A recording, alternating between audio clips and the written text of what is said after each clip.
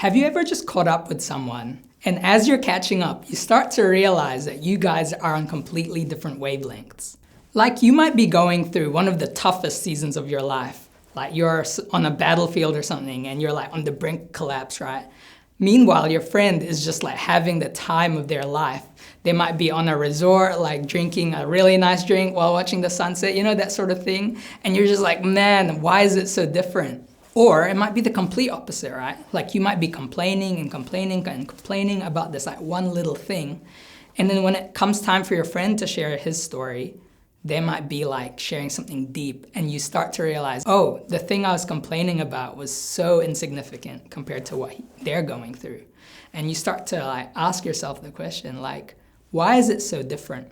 Why is the season of my life and their life so different? The same question is asked by the disciples of John in this scripture today.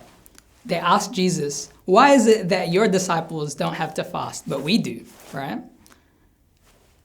And then Jesus' answer here reminds us that all of us are called to different seasons.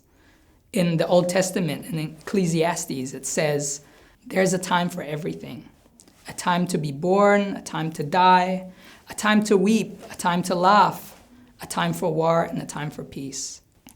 And here's the truth. The God of the universe has been watching us. He has been watching us since all of our suffering. He's been watching us make mistakes and do all these things that hurt other people and hurt ourselves as well. And he's watching us as the debt of our sin increase and increase. And he doesn't want that to continue.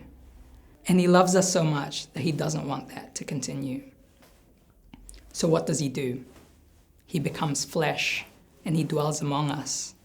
He heals us and teaches us and forgives us.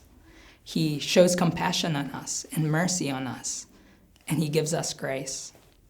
In a few weeks' time, we remember that he took all of our sin upon himself, and he dies on the cross out of his love for us.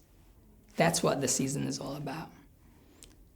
Other people around you might be wondering, why are you doing what you're doing or doing things different from the rest of us? During this time, you might want to flaunt all the things you're doing, or you might find yourself comparing and competing with the people around you. I encourage you right here, right now, during this Lent season, to remember what Jesus says in this scripture. The days will come when I will be taken away from you. If you knew Jesus was about to die in a few weeks' time, and you knew there was nothing you could do about it, what would you do? That's what I think the season is about. So, I pose a question to you.